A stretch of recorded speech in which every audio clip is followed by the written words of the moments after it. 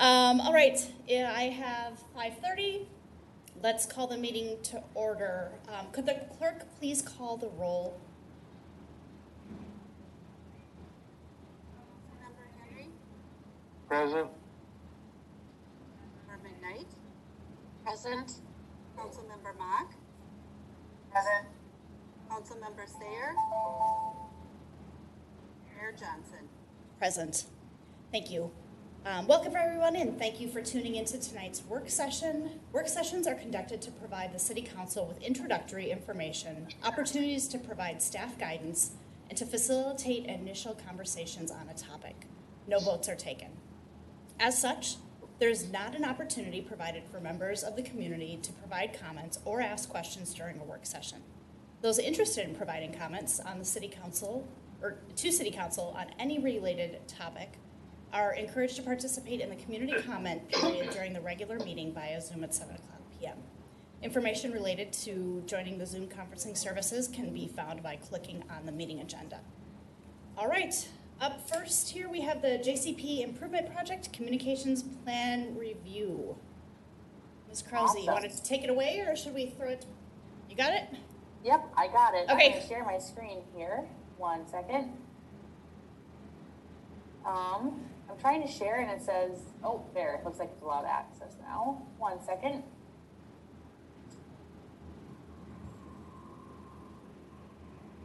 All right, can everyone see the screen here? Yep.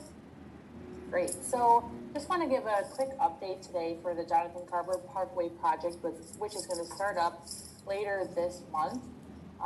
So far with the project, we've held 2 open houses, one in earlier March of last year, kind of right when COVID hit. So that was an online open house. And then later in November, we also hosted an open house to review any updates with the project and discuss some preliminary staging construction concepts. And the week of March 8th, we are going to host another online open house to introduce the staging and discuss any specific impacts that will be occurring during the construction season. So just a quick recap of the area. The project spans from 4th Street all the way up to 61 here just north of 212. They will be expanding the roadway from a 2-lane to a 4-lane during construction, installing a roundabout here at 6th Street, adding or improving signals at Ironwood and Monroe, installing a pedestrian underpass kind of near the elementary school, and having a couple of trail extensions for the project. So all that's going to be built in this year. So just moving on here, just a couple of renderings of what the final product will look like. This will be the roundabout at 6th Street. You can see here we have some center medians with nice landscaping features, and here's just a concept of the signal at Ironwood Drive. So just to go over the construction, like I said, the area is from 4th Street to just north of Highway 212. Construction is anticipated to start in March 22nd, so that's coming up here pretty quickly, and that will last through November. Typically, the crews will be working Monday through Friday from 7 a.m. to 7 p.m. with some weekend work. I think there are some Sundays allowed, but that won't be a typical thing. And finally, we'll get into the staging here with the road closures and impacts. So staging will essentially occur in 3 main phases. We have stage 1, which will be the entire project area.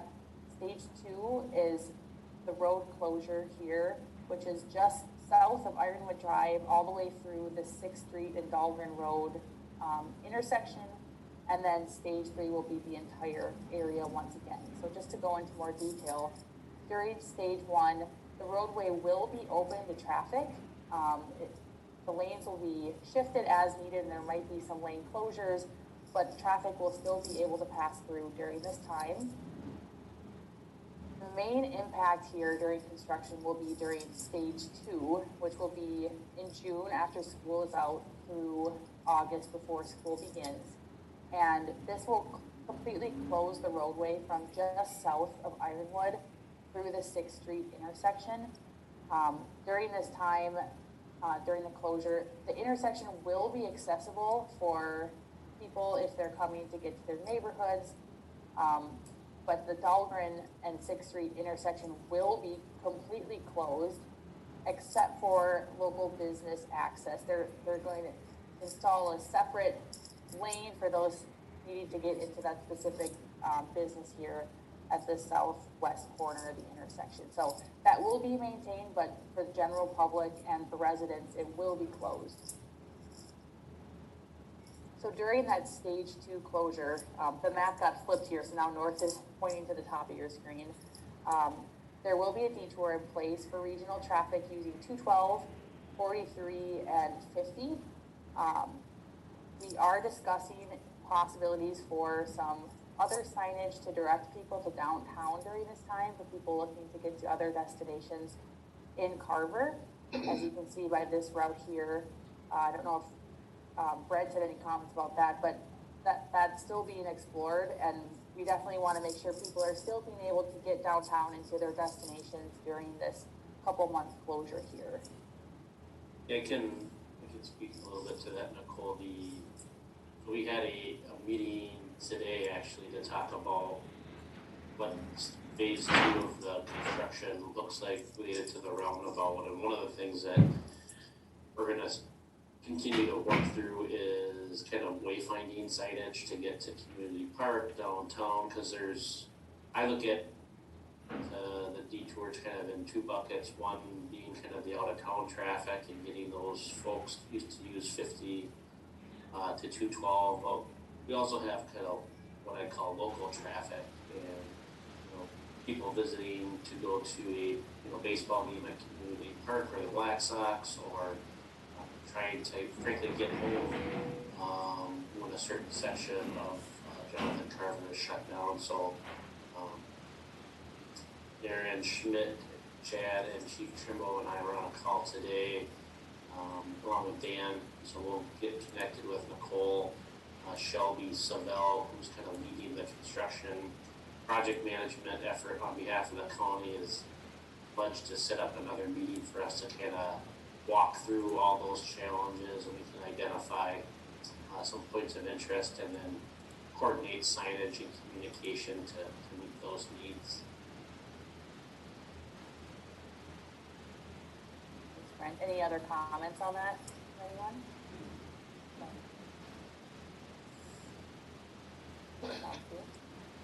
Nicole, before we move on, I might just add, I believe the county's intending to set up the detour for 11, actually at the very beginning, even when JCP is open to local traffic. So I believe there might be some road closed signage at the very beginning of the project, if I'm not mistaken here. Yep, I believe that's correct as well. They don't want everyone still trying to get through during the construction season, so this will be set up at the beginning, but obviously will be necessary completely during the full closure. Yeah, so when we say it's open to local traffic, it'll be a little bit different than, say 494 being open during construction. It'll be a closed roadway, technically detoured on 43, but you'll still be able to drive completely through the corridor for those that travel, to the city.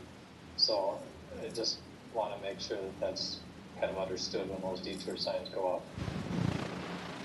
And in our messaging, Speaking of when those detour signs are going to go up, when are the first signs going to be up so we can inform people as soon as possible that the road is going to be under construction and it will be closed? I believe there's You said that March 22nd is when we're starting? Correct. I believe it's a 1 week notice, but I think we're trying to get it to be 2 weeks in advance, if I'm remembering that correctly. That would be great. That would be great. The more notice, the better. Exactly. So you will see some drivers say what's going on here when road closed sign starts going up here in a couple weeks. Yet the message is still the same. They will be able to drive up and down JCP from 212 to the south, but the on-street signage is gonna indicate a full closure, is what might be the point of consideration here, that I'd like everybody to understand.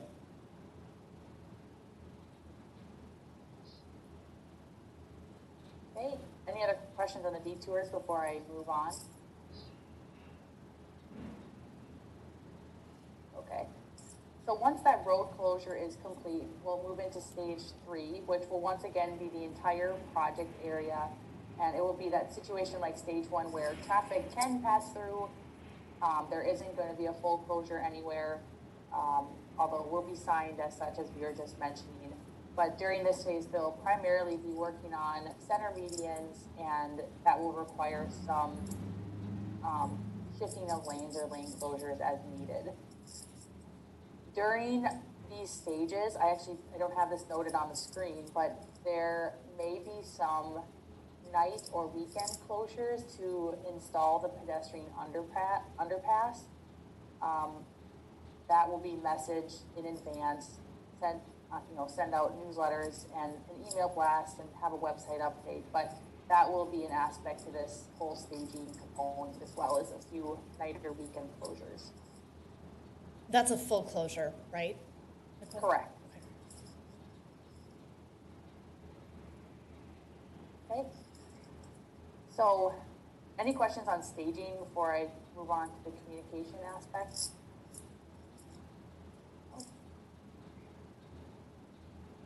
Okay, so then during construction, communication is going to be very key, because obviously this is a very major north-south connector through the city. So during the project, I will be attending weekly meetings, and from those meetings, I'll be creating weekly website updates, sending out email updates to those subscribed through the project website. I'll be monitoring the hotline and project email, and we'll be making sure that we send out specific access maps or closure notices, or even utility notices to residents as needed, if there's a specific impact that's going to be occurring near their property or affecting their access. So communication will be key during this, especially with fire department and other key stakeholders. So we'll be coordinating closely with all those entities to make sure they know what's going on and can access where they need to go. This is just an example of something that I've created for the project that we'll be putting on the website next week during the open house. But this is just a handout explaining the staging and kind of that note about short-term closures. So this messaging will be pushed out to the public beginning next week, along with the detour routes. But like Glenn had mentioned, we'll want to get this message sooner than later, just so people can start preparing before construction begins on March 22nd. That's all I had. Any questions about the communication process or construction in general? Nicole, can you go back to the information you said you're going to send out next week about the staging? Yes. Just my one thought, and I'm sorry for the nitpickiness, but when I think of the term construction staging, I don't know if we want to say like stages of construction or construction stages. I think of staging as of like materials of like what's going to sit here before it goes into the bed of the road base. That's a good point. Not everyone knows. Like we know the general this public, audience, that's not like a normal term. but I'm not sure my significant other would. Well, he would, Sure. but the neighbor across the street. Sure. Yep, I can change that to construction timeline or construction stages or That'd be something great. that's more understandable to the general public. Good point. Any other comments, questions? Christy's shaking her head no. Joy's shaking her head no. Glenn, when is the projected closing date on this month? Did I hear November? When you say closing, Well, end of Finishing? construction. Yeah, yeah, the end of the construction season, the closing of the road from 6th, the ironwood will be done right after school. So second. Correct, that goes from June till August, correct? Correct. Yes. And then stage 3 was going to go until when? I didn't get that November. last week. Okay, Yep. all right. That was my only concern, and then final lift will be next spring? Or not? Will all I be believe they do completed? it, we're doing it all in 1 year, correct? Okay. Ian? Yeah, they're not holding off on the wear course here. Okay, I would like to mention there's, something that we are getting a good exercise in today is when we think about this project, we think about the construction, the primary general contractor. There are a whole series of what I'll call small utility contractors. So when I say small utility, I mean Comcast, Jaguar, XL Energy, MVEC, Comcast, Telephone, which I forgot their new name, but Quest. They all do permitted work in advance of the project, and as you know, we've been working on a right-of-way permit process for a number of months to try to help navigate that. Be that as it may, they're going to be starting to work before our official start date, and so we're doing our best to try to communicate some of that messaging, but some of it is outside of the scope, if you will, of the project. So I just wanted to kind of shine a light on that, so that if you see work, over the next few weeks, it's not necessarily part of the work that we're doing, and so we're gonna try to work on kind of tightening up our message related to that. And then the second piece related to kind of tightening up message, and I mentioned this at some of our previous work sessions. There's a little bit more what I'll call bureaucracy related to communication on this project. So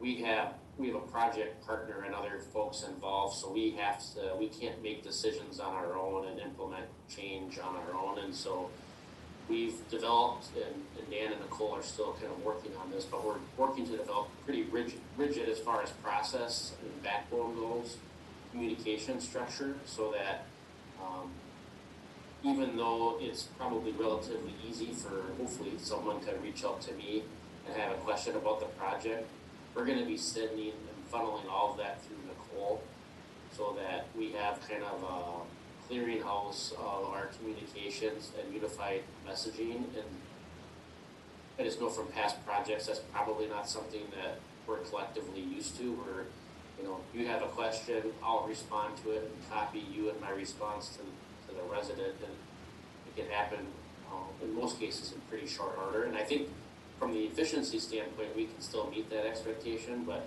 I just wanted to shine a light on that process that we have Carver County and in some cases MnDOT as project partners, and so the communication is not going to be exactly the same as what we were used to, like on the 2019 improvement project. And so if you have questions related to that or expectations, it'd be a great time to hear what those are, so we can make sure we try to meet those.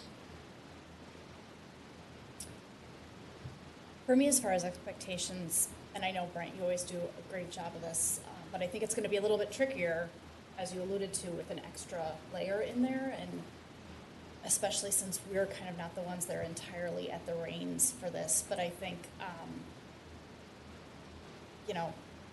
nobody in this meeting thinks that there's any one of our neighbors who's going to go, directly to the county, or even, directly to the proper channels when they have an issue with this project. So I just think that continued, timely conversation is going to be continuing to be important. And that's a good point, Mayor. You can still send them to me. I will, but I'm not going to be responding to them directly. I'm going to send it to Nicole to kind of send into the communication machine, and she'll send it back out. But on a project like this, if I start kind of going it alone and responding to issues, and then there's just going to be items missed, and on a project of this size and scope, there'll be unintended consequences to that, and so we're just going to be a little bit more rigid than what we're used to. But if you have someone that, you know, is concerned, you know, you can try to, and you can navigate this based on the conversation and the issue. You can advocate for them to go to the website, but if you feel like it's beyond that, send them my way and I'll get them connected. I'll deal with it at, up front, and then get them connected to the people that can get them answers. It'll just, so we can listen to them and take down their concerns, but the response might just be a tish longer. Yep, and that's fair. I think just maybe just like fair warning, Nicole, you have really big shoes to fill as, you know, the catalyst for all these communications, and we as a group are like ridiculously spoiled because Brent responds really quickly and on nights and on weekends. So that's the competition. So no pressure. I like some good competition. Okay. Any other questions, comments? All right. Let's start moving some dirt and get this project started. Thank you, Nicole. Of course. All right. Let's see. Moving on, the Carver Bluffs Lift Station Plan Review. Mr. Lannis. All right, well, I'm going to introduce the topic, and I'll probably rely on Aaron to talk through some of the details here. Did everybody get a chance to read through the memo and the materials? So I know where we're starting from here. I'm seeing some head nods. So it looks like everybody's gotten through this stuff. It's a bit of a complicated one. Thumbs up, Glenn. So it's a bit of a complicated one to try and explain in a nutshell, but I'll boil it down to this simple reality. The Carver Bluffs lift station, without question, needs rehab. There's no question at this point that it's to the point that it needed some work. That's what you previously approved, is to do that rehab, to address pumps and to address some of the maintenance and wear items that just comes with having a lift station. You have to keep it up and operational to a very high level of service and reliability. That being said, when you do that, we went into this process with the full intention of doing just that, doing the rehab. But as we go through some of our standard checks and reviews on a lift station rehab, we check what's called pump curves. We actually look at the hydraulics of the force main. And something jumped out to us as this was being done that actually warranted this additional discussion. And so I will say, without actually getting to the point of looking into this, I don't know if we really would have been coming up with this as an either-or option before. But it is now an either-or option that we want to explain to you and have you an opportunity to consider. So what it is when we looked at the lift station and the curves, we realized that since that lift station's been built, there's a gravity line that was put in that's lower. And so normally when you put in a lift station, you're pumping uphill. But in this case, because of a new gravity line that was installed, that we have determined, is sufficiently lower that we could actually, get gravity in here. We had to regroup a little bit and say, wait a second here, should we be talking about this and rethinking about this as to whether or not a lift station rehab is the appropriate next step? And I'm not suggesting that we've got a conclusion to this, and I'm only suggesting that it's a very big deal when you have an opportunity to get rid of a lift station, just to give it some hard thought and think about whether or not we want to put the money into rehabbing a lift station versus going gravity. There's a lot of challenges associated with going gravity. There's cost implications, and there's some significant challenges to actually make that happen, easements and such. And so I was going to let Aaron run through some of the details here that he put together in this memo, and then what we're going to summarize here is here's the issues. Here's what we really need to either consider and get back to us on, because as I said, it just got cost implications and some timing implications. But Aaron, go ahead and run through a couple of these items that you put together in the memo, some things that I would probably not cover quite as well as you, and then I'll sum it up here for him. Sounds good, Dan. I'll go ahead and share the layout right away too, we can use for the discussion.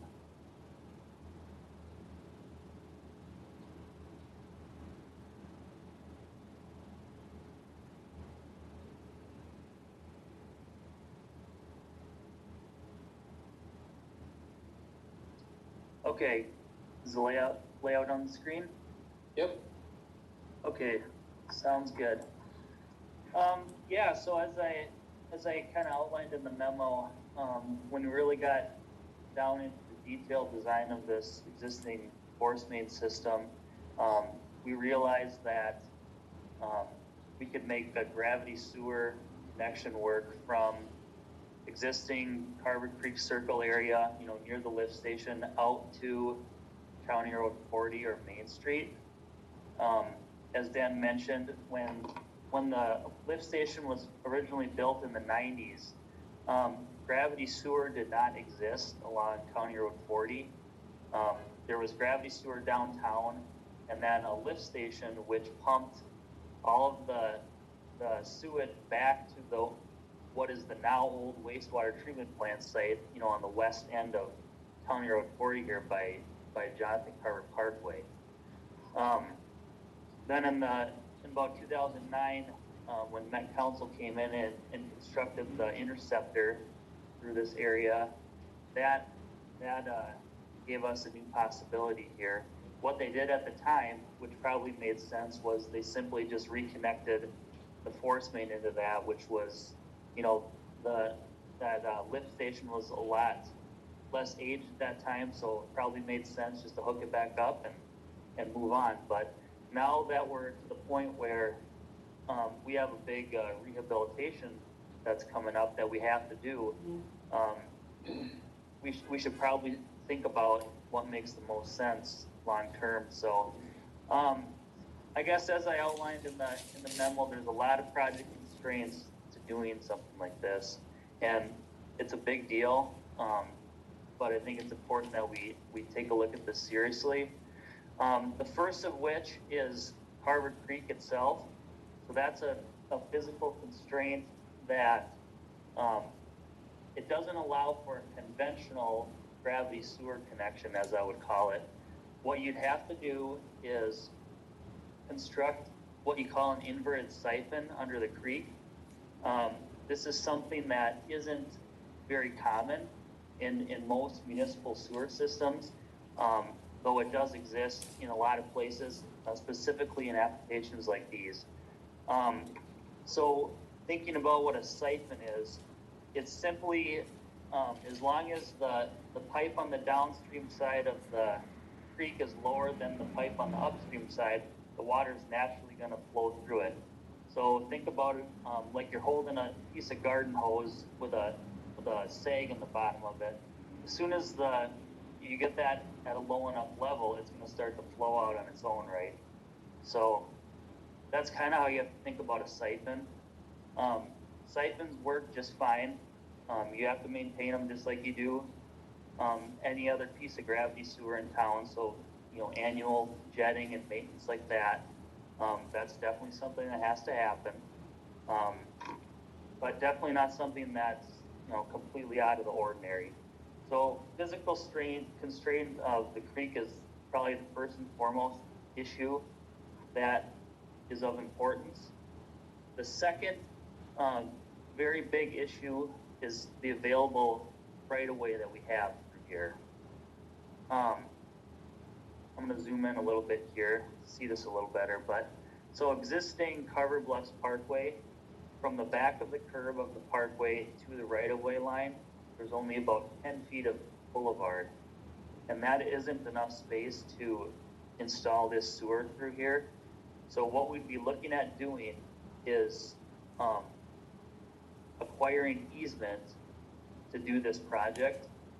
And this easement would need to go through, this is called Outlot D of the Carver Bluffs development, and it's owned by the Homeowners Association. And you may think that would be, pretty easy to do, talk to the Homeowners Association and do something like that. But in reviewing this with Larry Harris, he reviewed the governing docs for the Homeowners Association. And upon his review, those documents state that you need to have consent of at least 75% of the property owners associated with the HOA. And since there's easily over 100 properties that would be contributing to that consent. That would be a pretty difficult endeavor, is what we are thinking, to have something like that actually happen. So that's something that would have to be considered very seriously.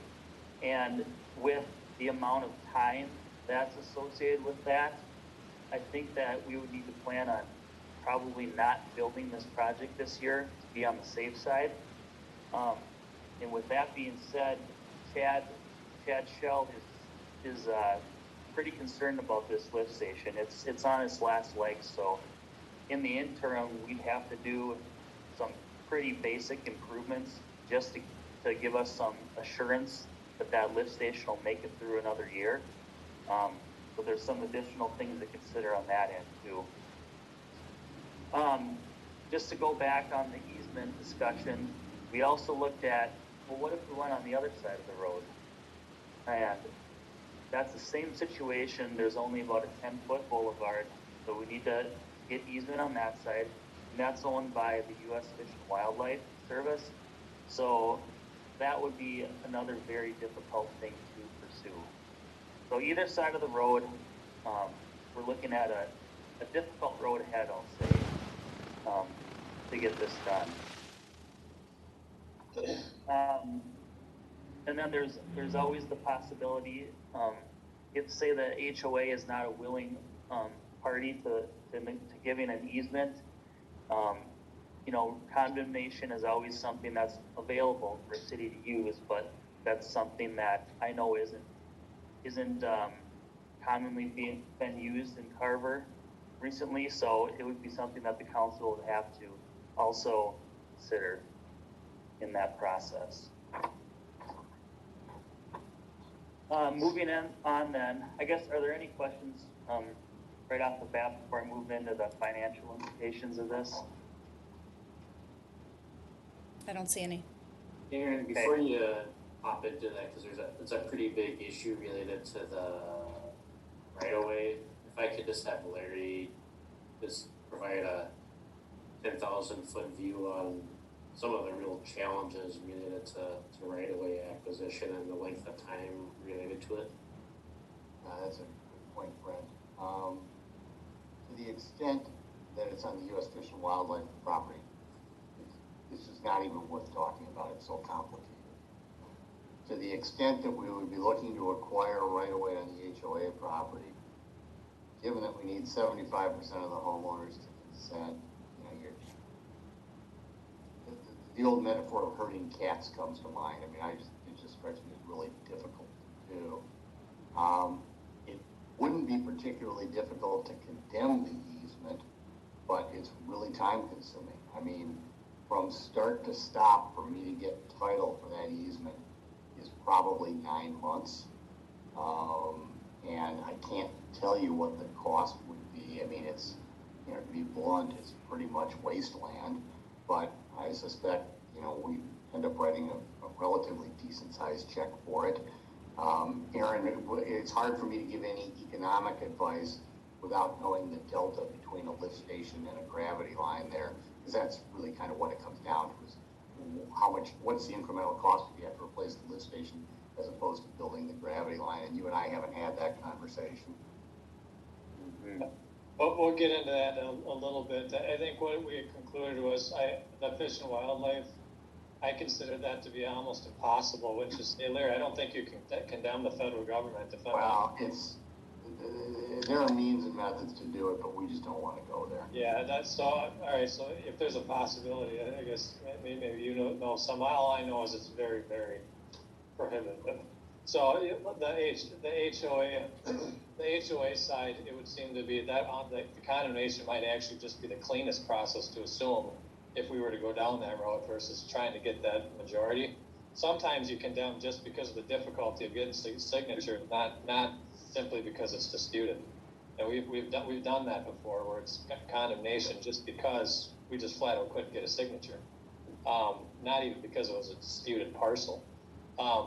But if multiple partners involved, things like that, we've had to go down that road. So when we talk about this, we're being fair, that would probably, we'd have to assume 6 to 9 months on this, just because of the complexities of the HOA. We are factoring that into the costs and the comparisons on this.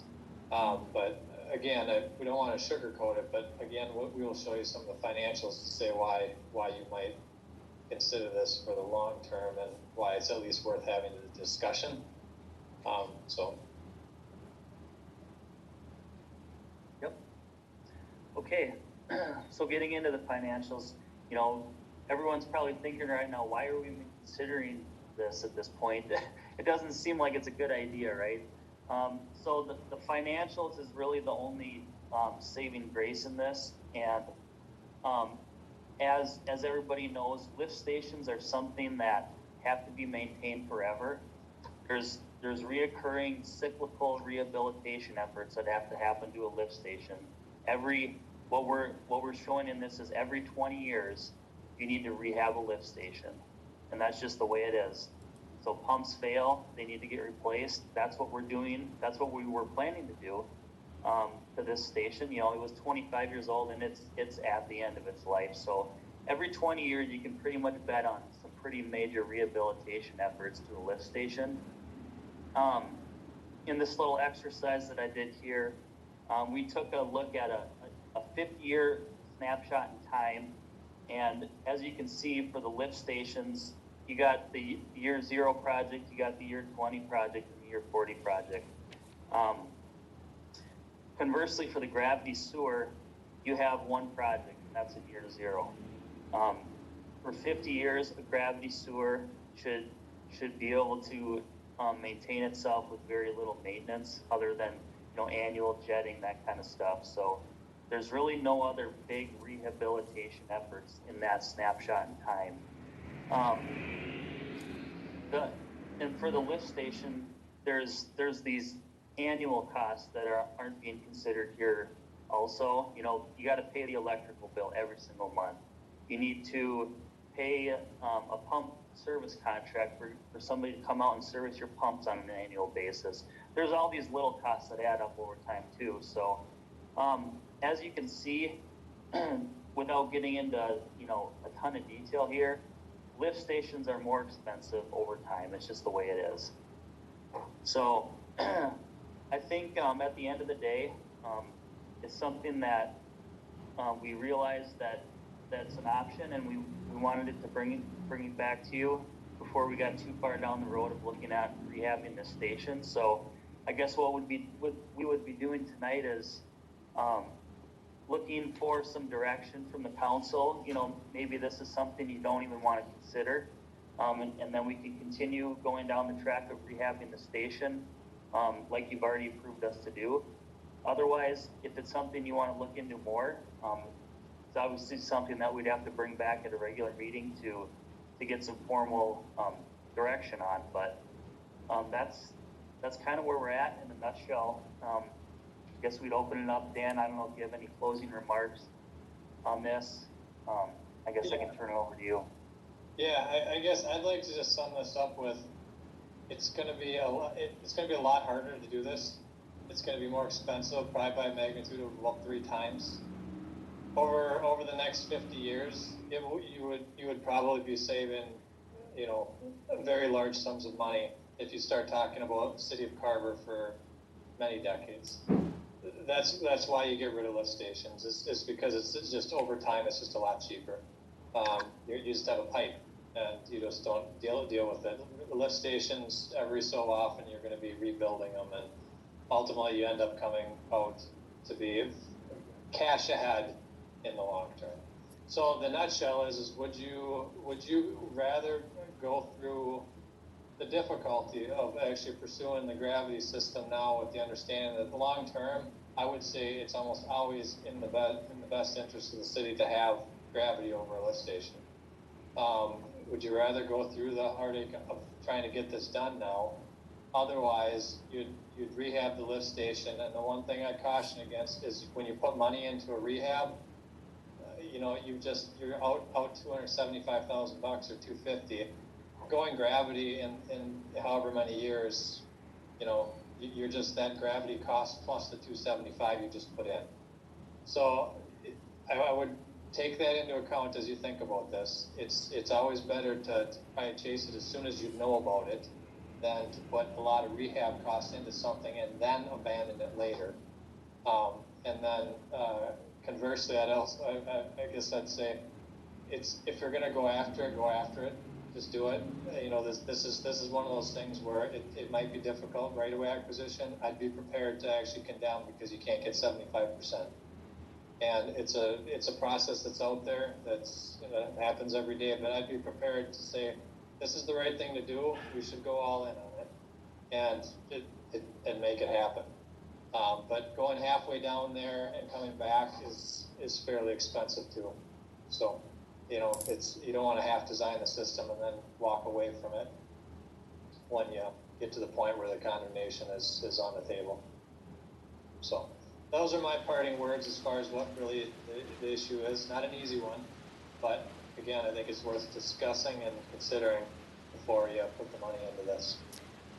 Dan, do we have any estimate? You said that if we decide to go for the gravity, there will be some that we can't wait the year that it would take to get the approvals from the association. Is there any estimate of how much in a dollar amount of work we'd have to put into the existing lift station to buy it a year's worth of time? Like maintenance? Oh yeah, we talked about that a little bit. We were thinking the new well, Chad, you can chime in on that as well, but we thought you'd need some new gaskets and such. We were thinking, what, 15,000, 20, something like that? Yeah, approximately 15. It basically just buy us enough time to gather a little bit more information on it, but it's basically just going to be impellers, volutes, some guide rails. That should buy us enough time to explore the gravity option. And that would get us a year or so. Yeah, we set schedule as spring of 22 would be a reliable schedule if we went about this as we're going to try and get this done effort. Okay. Questions, council? Go ahead, Joy. I don't have questions. I just have comments about the Carver Bluffs Homeowners Association. I concur that it is going to be extremely difficult to get 75% of homeowners to sign up for anything in this development. I live here. I'm part of the association. We can't even get quorum to have a meeting about anything. Nobody will put in their proxy votes. So it's beyond herding cats. And so I do believe it would require a tremendous amount of effort, grassroots effort, to get those signatures. I'm not sure how I feel about the condemnation piece of it, because that's something new that I haven't been part of as part of this council. But I also want to say that I think that Outlot B, we have some potential plans for within the city as part of a park along the creek there.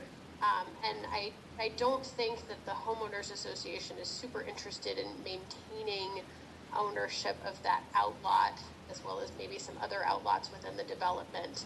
And so, I mean, just as a side thing, I'd really like to see the city sit down with the homeowners association and have some conversations about those outlots and the future, just so that, the relationship is there and things continue to go smoothly and maybe we reach some of each other's objectives. Okay. Good feedback. Thank you, Joy. Anybody else? Go ahead, Christy. So is the plan to attempt to do this with the homeowners association first? So that if we did move into a condemnation process, we've done a due diligence of at least trying? Yes. Yeah, I would say we'd always do that. There's an expense to condemnation that certainly you'd always avoid. I mean, I think I always use 30 grand at least just for that expense just to go through the process. And so we'd always go through that process. There's some good faith negotiation periods that are, I believe, necessary, even with an HOA, where you'd have to provide an offer, negotiate for, I think, 30 days. So yes, that would certainly be the goal. And I would say you'd go through all exhaustive measures possible to try and get it signed until it gets to the point where it's impossible. At that point, you'd have to be prepared for the condemnation, probably more so because you can't get the signatures. not because we're in a dispute. And Dan, just to back up, I think related to Councilmember Mock's question, what we're looking for tonight is, you even want us to pursue looking at a gravity just based on the politics, the cost, the time, and that old cliche is the juice worth the squeeze. And so we're trying to figure out, do you want us to pursue that or just go ahead and do the lift station because that's right in front of us, we were working on it, or is what you hear tonight enough for you to say pursue this gravity option, even though there's some short-term costs, there might be some unintended consequences politically and financially related to that acquisition of the necessary easement. And then my next question is for Chad. So if we're seeing that maybe it's 15,000 to make some repairs for the year, is there any way to limp by? I mean, without making these repairs for 1 year until we can get a better handle on which one? I mean, we'll know by then, but actually get ourselves to a point where we can do one or the other. Possibly, it would be a little reckless not to do something, just to maintain that security for the next year. I mean, we could, do absolute minimum, but I don't know. It's kind of a gamble. Those are my only questions right now. Thanks. Any other questions? Lori? Go ahead, Lori. Like as far as when you're asking for direction, I like the idea that we have an idea of what the future looks like here. I feel like a lot of things that are presented to us, it's hard to really look in that crystal ball. So it sounds like it's definitely needed to make improvements. I would like to see us work at first, make some efforts to work with the homeowners association, see, really what are the obstacles before we come up with other options. I don't want to rule that out. And then I support the idea of just, entertaining, see, kind of ruling out any options, but long game, to use up Mayor Johnson's term, it is nice to know that this is something that there's not many variables we know is coming our way, and that we need to take care of our infrastructure. So I have one question. Are there other lift stations that we foresee this, or would we not even know about it for like 2 years, 12 years? How many, are there other ones that should be on our radar? Well, I can answer that. I mean, for the most part, we would, generally speaking, not be coming across the opportunity to remove lift stations often. It's not until new infrastructure goes in.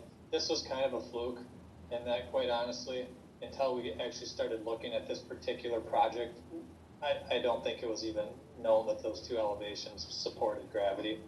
And so I would say, generally speaking, the more advanced you get as far as your record plans and things to that nature, that right now we're far superior to where things were 10 years ago, 15 years ago, as far as knowing the grades and elevations of everything in your entire system. The surprises are less likely as things proceed. But when this was built, I mean, people were lucky to even know what the other project was doing. Yeah. And it's paper plans in somebody's file. Now it's getting better, where we know the entire system at a glimpse. So we don't have anything identified right now, but we do look for that in your comp plan. So. Okay, thank you. That helps my confidence level in knowing what might be out there. So yeah, that's all I had for feedback and questions. Lori, just to clarify, of the two options, you are in favor of lift station or gravity? I guess I don't see them. I don't want to rule out. I feel like we don't know enough. Unless I'm.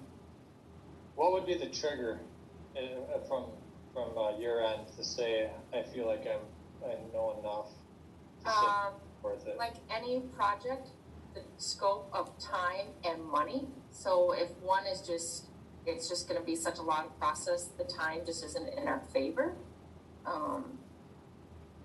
Yeah, where I feel like I'm kind of we're kind of assuming some of the things would, take a certain amount of time, but just maybe, have like what, Councilmember Knight suggested, maybe just trying to check in or, get a meeting scheduled, not rule, the other options out.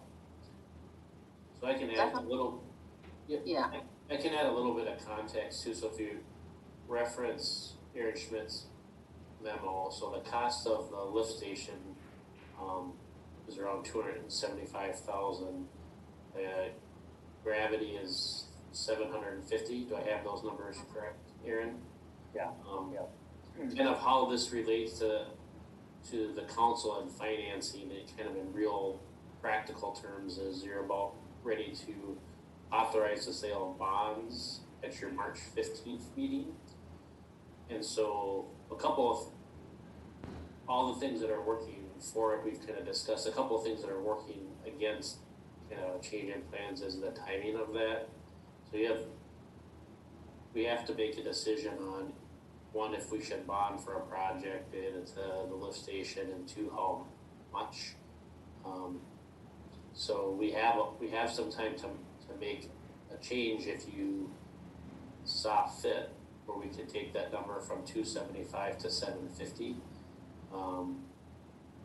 I say that it sounds easy, but the hard part of that is we haven't accounted for that increase in costs in our long-term financial plan.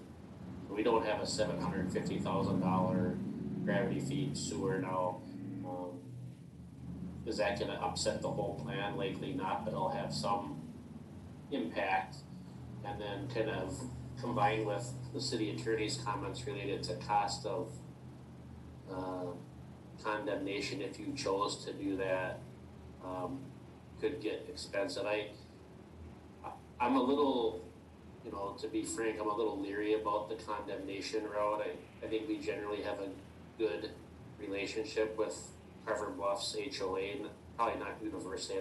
We don't know every resident within that HOA, but I would say generally, I think that we've had good experiences back and forth with issues that they've addressed. I'm a little anxious about having a connection point with residents on a condemnation, because I just don't know if we're going to be able to have what I'd call like a grassroots effort where we'd send out an information flyer and meet with residents and have open houses related to this. And maybe I think that's what it would take to make sure the relationship is preserved.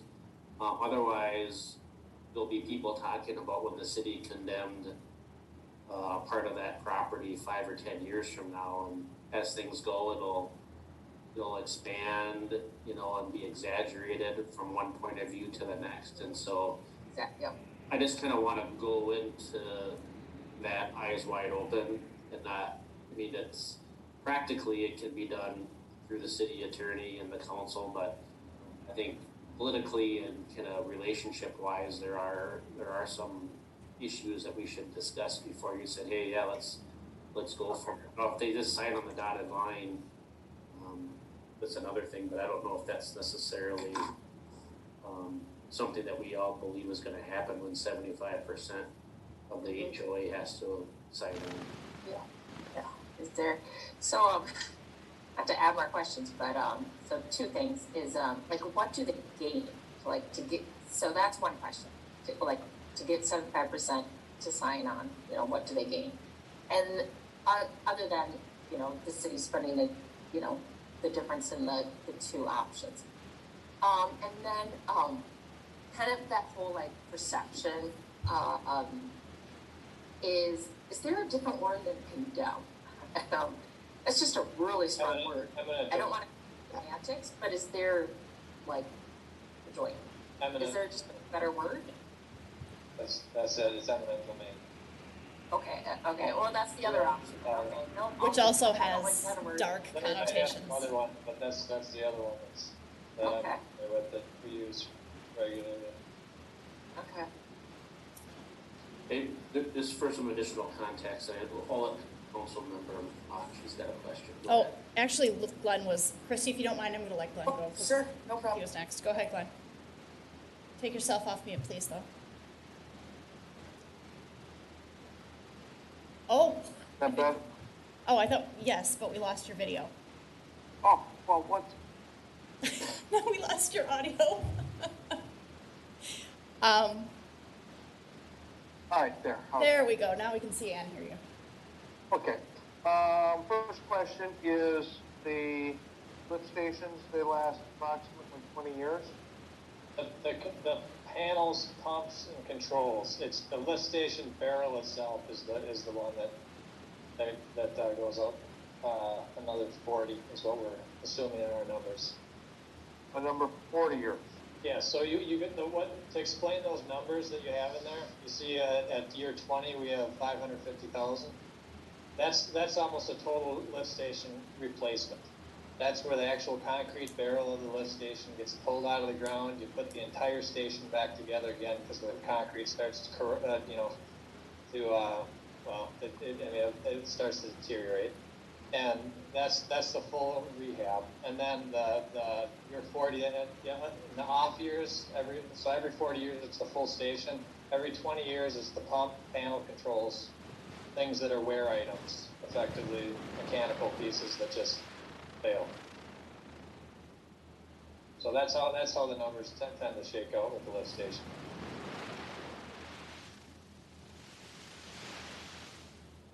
And the 750 includes condemnation or eminent domain involved in that? Yeah, Aaron, I believe you said you included $150,000 in there for right-of-way efforts. I did, yeah. So that would be land and the cost to go through the process of acquisitions. Is that a conservative estimate, Counselor? You're going to be able to acquire that for $150,000 in land. Okay. Larry, I missed your answer to that. You said yes. Yes, That'll work. 150,000 should be adequate for legal appraisal, consultants, Okay. value. I mean, it's An acre. It's an acre, and it's not much of an acre. Okay. Yeah. I mean, they could ask to give the entire outlot over to us. I mean, that's the other side of this that we'd have to be prepared for. Is I think what Joy mentioned is, well, if they say, well, we don't want you to have the easement, but if you take the entire outlot and all maintenance obligations, the entire outlot, that'll be another discussion that would have to probably be had in this effort. The problem with that scenario is, and it goes back with what Mr. Knight said, we're still going to get 75% of the property owners to agree to convey the entire outlot to us, which is probably a non-starter. Yeah, that's why what Joy's comment was fairly important, and I mentioned sometimes you go through eminent domain not because you have a dispute, but because it's literally an impossibility to get everybody's signature on paper that's necessary to do it. So it's far different than if you have a parcel you need and have to go against the party in order to acquire it for a project, which is, I think, the more commonly understood use of eminent domain. So anyway. Anything else, Glenn? No, I got where I want to be. Okay. Christy? If I missed something, well, I was temporarily off camera. I'm sorry if I'm repeating a question that was already asked. So I'm looking at the dollar amounts now, and Chad, how old did you say that our current one is? At 25 years is where we're at? Correct, 25. And how much in the last, let's say, 10 years do you think have you put money into that? We do quarterly maintenance on it, so it hasn't needed any. There hasn't been a lot of issues, but as we noticed, the impellers are starting to wear, the volutes are starting to wear. There's some blow-by when it's pumping. It's all things that it's either, we can put a little bit money towards now and maybe hold off for a year. But the plan has been since I've been in Carver for a little over 2 years, we've been talking about rehabbing this. So we haven't really put much efforts towards repairs. Okay. The reason I'm asking is because if we're at 25 years already, and the other one we're looking at, 50-year projects, I'm just looking at maybe going at, for me, the option one is actually the better option if we did get a 25-year lifespan out of this, and if we haven't put a lot of money into maintenance up until this point. For option two, for the gravity, what do you anticipate? I know it says that there's very little that goes along with, rehabbing or doing things, but what cost would be incurred with that one? Do you have any idea? With year, 5 year, 15? With the gravity sewer, it'd be annual maintenance. It'd take one guy probably a half hour to do that maintenance. Where right now with our current lift station, we have two guys that go there for approximately half a day for every quarter to clean that, pull the pumps, clean them, check everything, just to make sure that they're, functioning properly. So the maintenance part of it is drastically decreased with the gravity sewer. Sure. I guess I'm looking just monetary wise, so maybe this is a better question for Dan. So do you know of what we could expect that might come up? Is there anything typical that happens at 10 years with the gravity or at 15? But the thing that would come up with gravity is the very unconventional pipe failure. Something goes wrong. There's a crack in the line, something like that, or the pipe deteriorates. With current pipe and current materials, you're typically looking at designs are 50 to 75 years, and there's pipes in the ground that haven't been really touched for close to 100 in Minneapolis. So it is really kind of a hands-off type of outcome. Once you put the pipe in, it's bedded properly, it sits there, it's done. The pipe issues tend to be failures immediately within a year or two of install. A boulder cracks it or something like that. Otherwise, the pipe relining is a common deal for certain materials, but not the type that are typically done, for sanitary nowadays. So it tends to be a 50 to 100-year outcome. Okay. So with the time frame that we're looking at that we would need to do these because of the right-of-way issues, and we have the $15,000 that Chad needs to do, it sounds like pretty quickly here. Should that be added into option one, or it's in general? I mean, because actually it'd be option two. Option two. We would add that to option two is how I would look at that, because that's a cost that we would have to incur to say, all right, we're going to wait until spring of 22. So we'd take that 750 and perhaps say 765. Okay. But the reason why we're not getting into that level of detail is because I would say right now, we'd have to budget for a more precise cost as we go. You should be prepared for a project that's, at least 3 times the cost of the lift station. And the reason for it is because over the long haul, it'll be cheaper for the city. And that's about as detailed as I can get without actually doing a precise cost estimate on that second one. I'd still put it within a range of 6 to maybe even 850. I mean, it could be a little bit less, it could be a little bit more. Okay. So my concern with option two, having a 50-year project like that or something that lasts seems great. We are a small city that's growing quickly, which means we have a lot of different things that we have to pay for right now to get ourselves, keeping up with our growth.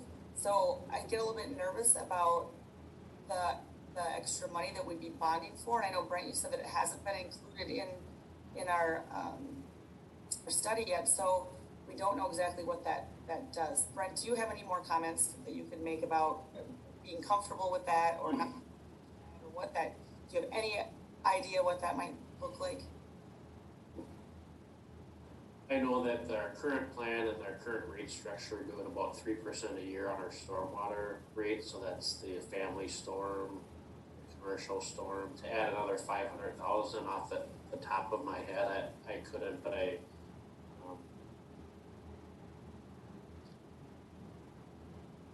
can't argue with some of the anxiety it brings me to add 500,000. I would recommend that based on the feedback and the cost, that the council go ahead and of us and budget for bond from a full 750 without engaging Steve McDonald and having him do like a mini kind of impact study and make sure that you're comfortable with it.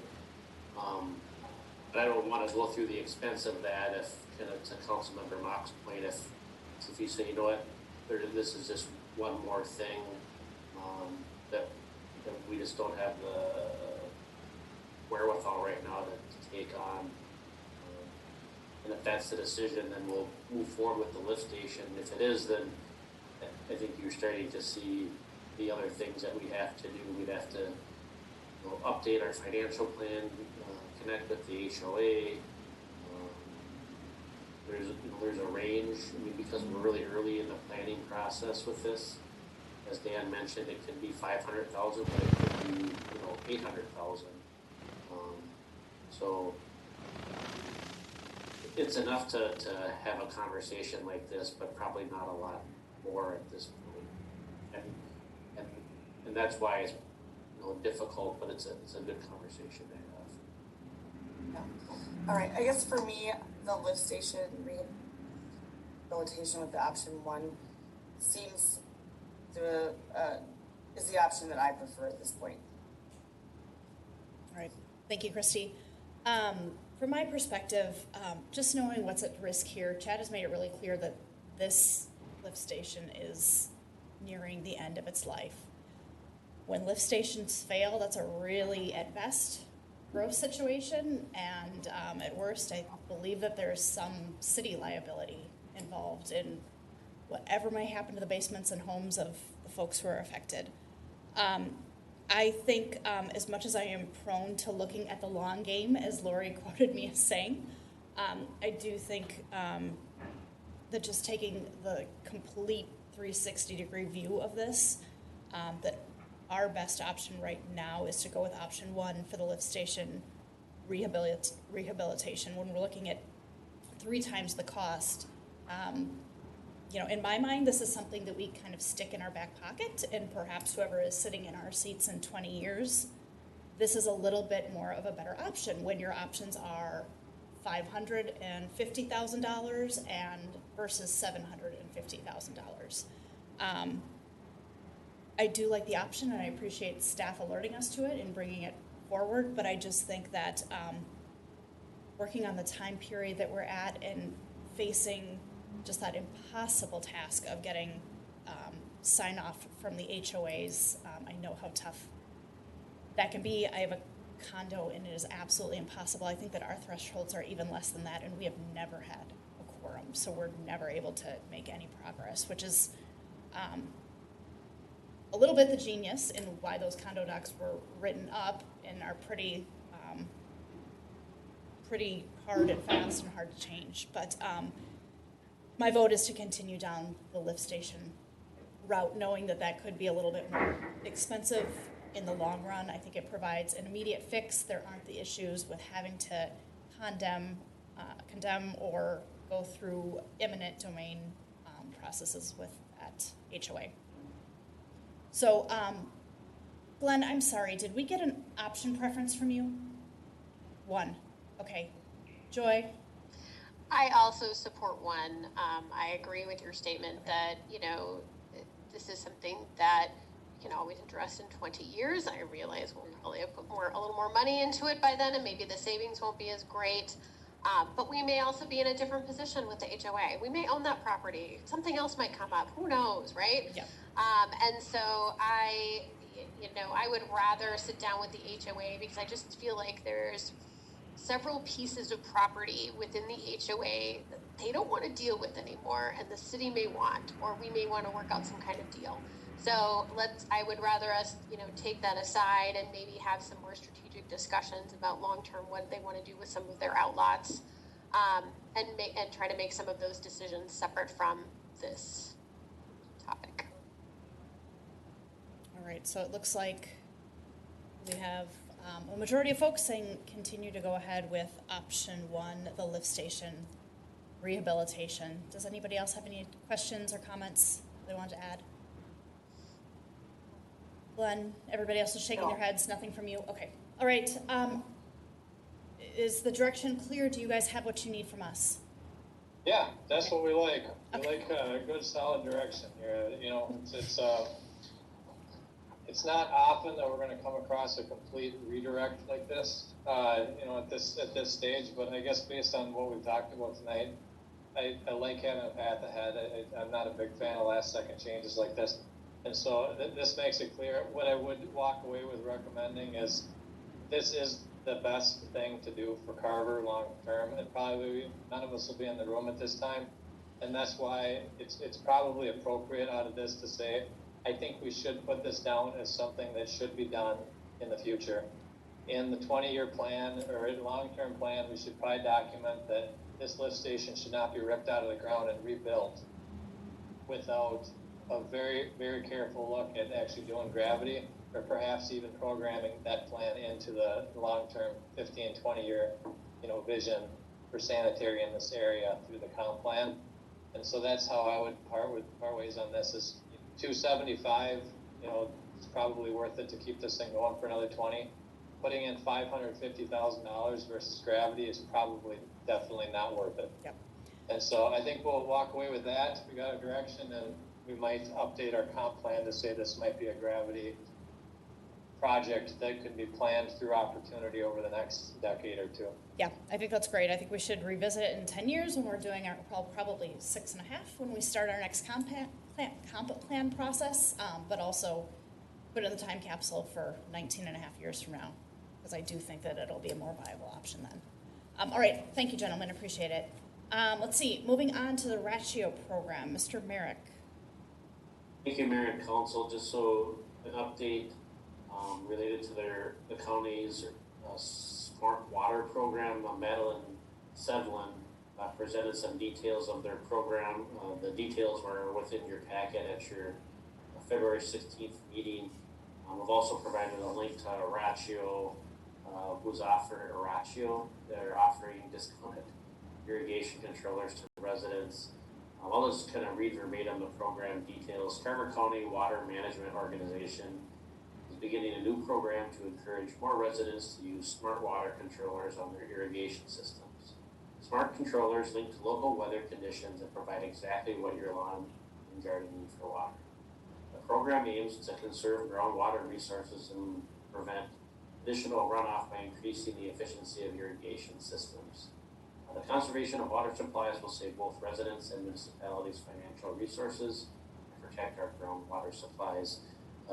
As a follow-up, the council had asked staff to provide an estimated number of households built since the year 2000. Frankly, a really interesting number.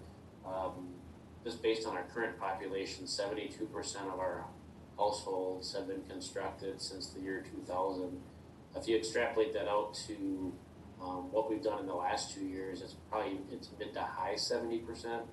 And so if a great discussion topic as a preview for our strategic planning exercise later this week for all the dynamics that go into that. But we'll put a pin on that. The policy questions really for the council are do you want to participate in the program? From the materials, you can just participate in the program and then have that discount provided.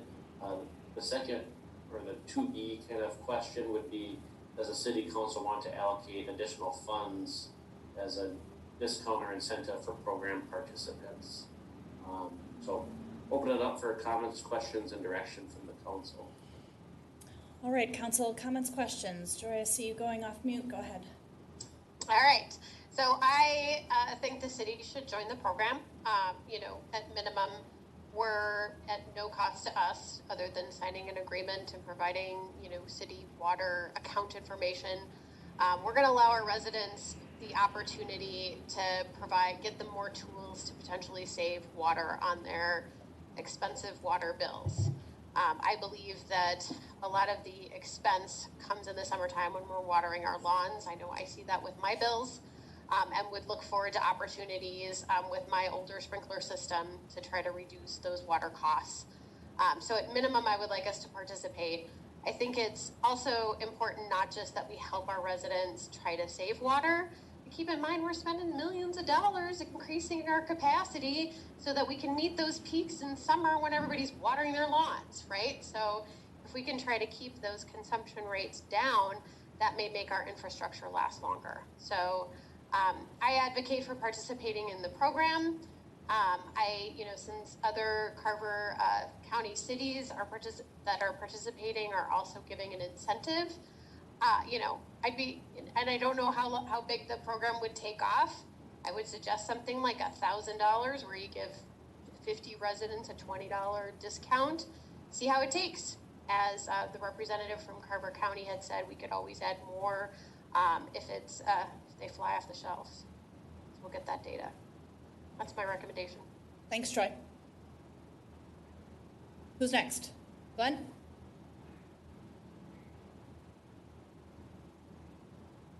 My only question was, I'm wondering the marketability and how many people are going to be interested in it. Is it going to be 50? Is it going to be 300? Is it going to be 10? And I mean, $1,000 is a drop in the bucket, no pun intended. But I don't mind spending $1,000 just to see where it's going to head. Yeah, I don't have a problem with it. It'll save people time, effort, and energy, and money. So, and if they use it and it saves them money, maybe the word will spread, and you know how it. One person likes it, the other doesn't. Let the residents figure it out. But I don't see having to spend $1,000 as a big deal. Thanks, Glenn. Go ahead, Christy. I'm fine with joining the program and doing $1,000 to start off. Again, I think gauging it for one is going to be the starting point. We don't know. Excuse me. Maybe people will jump on it, and then maybe they won't. I guess for me, being that we have what was listed in the packet is $20, which would allow 50 units. I would actually be more inclined to maybe start higher. If we don't feel married to that number later, because if we end up having to do more and more and more progressively through the years, we don't want to cost ourselves a lot of money. But I don't know. To me, it seems like I don't know that and I'll just say this, I don't think it's going to go off that fast in this first year. I really don't. So I'd rather even if we wanted to raise the incentive, I'd still like to stay in that $1,000 range to start, but per person, if we wanted to raise it even a little bit, I'm fine with that. So I guess at the minimum, I'm great for joining, and $1,000 for seeing what happens. And then if anyone else has any comments on dollar amounts per person. Thanks, Christy. Lori? Well, I definitely can support the program at that dollar amount. I would like to see just good community outreach communication about the program, knowing that, some get their water bill electronically, not everyone's going to read through the newsletters, so I'm not sure what the best ways to communicate, but maybe with any new residents, the builders, but I think it really aligns nicely with just being environmentally conscious and some long-term plans for Green Step city milestones, so I can back it up. Thanks, Lori. I do have no issues with supporting the system. It seems to make sense if it'll help us save water. I'm okay with the $20 discount. I don't know, I think kind of to what Christy was saying, none of us know how popular this will be, right? And the one thing that Madeline stressed was that we can start out incrementally, and if we have, 50 of these, off the shelves and 50 Carver residents who are interested in them and want more by the 4th of July, we can say that we want to do another 50. Because of that, and because I see this a little duplicative, I know that a lot of the systems, and that it's already a requirement that the systems have a rain sensor, I would advocate for going a little bit smaller. So, say, we give that $20 discount, but only do it for 25 instead of the 50 to start, and see how it goes, knowing that we can absolutely at a later date expand the program. Because I'm not entirely clear if we need to front the money, and then if we're going to have to honor that commitment in the long term. I don't know, Brent, if you have any ideas on that. Courtney, I just need a little clarification. Did you say 25 or 20? 20. $20 for the first, how many units? $20 for 25, so we spend $500, we put up $500. Okay. Knowing, like in phase one, knowing that if by Memorial Day we need to start phase 2, we can absolutely do that. Okay, I just wanted to make sure I heard you correctly. Yeah, Thanks. I'm just advocating being a little bit more conservative and starting a little bit smaller, knowing that we have room to grow. Right, but if it's not, yeah, if we have to output the money ahead of time, that's one thing, because we don't want to overspend for no reason. So maybe I'm not clear on that either. If we don't have to output it ahead of time, I'm for the 1,000. But I kind of see where you're coming from. That if we're looking at, we just have to give them the money. Can we get it back if they're not used? That kind of stuff. You can get the money back if it's not used. They'll be. I can verify this, but my expectation from Madeline's presentation was there's a budget amount, you know, and so if we, for example, if we said $1,000, at some point they'd invoice us for whatever the additional discount was. So if there was $800 worth of discounts, then we'd write a check for $800, but we'd give them a budget amount. Yeah. I also took a note that said it can be refunded or even rolled over to the next year. So that also made me pretty confident that whatever we kind of throw in there right now, you know, even if it's too much, it'll roll over to the next year and make it some more takers. Okay. I like the 1,000 still. Okay. On board. Yeah, if as long as we can get that we get the money back. If we sell 7 of them in 2021, that we get, Right. you know, our money back, whatever that looks like. I just want to make sure that we're not overcommitting and that we're not out $800 this year. That's small change in a city that has a $3.2 million budget, but I still think that we need to be careful with that and just count the pennies. So Brent, I believe that the direction we're giving you is, and everybody shake your head furiously if I have this wrong, but we are in favor of a $20 discount, which would bring, in the example in here, a $230 unit to $29.99, which from the $80 discount through the county would be $169.99 down to $149.99 with the city of Carver's discount. So funding 50 of those $20 discounts for a cost from the city of Carver of $1,000. Okay, everybody looks like they're in agreement. Good, Brent, did you get the direction you need? Okay. Thank you. Yep. All right, moving on, city manager's report. Mr. Mayor. I'll defer my report to the regular meeting so we can get a break in. That's great. And then I think if you guys are okay with it, we will do city council requests at the council meeting as well. That's good. With that, I would entertain a motion to adjourn. A motion to adjourn. A motion by Councilmember McKnight I'll second. and a second by Councilmember Sayer. Any further discussion? Could the clerk please call the roll? Councilmember Henry, Aye, Glenn Henry. Councilmember Mock, Hi, Christy Mock. Councilmember Sayer, Aye, Lori Sayer. Councilmember McKnight, Hi, Joy McKnight. Mayor Johnson. Aye, Courtney Johnson. All right, motion passes unanimously. We'll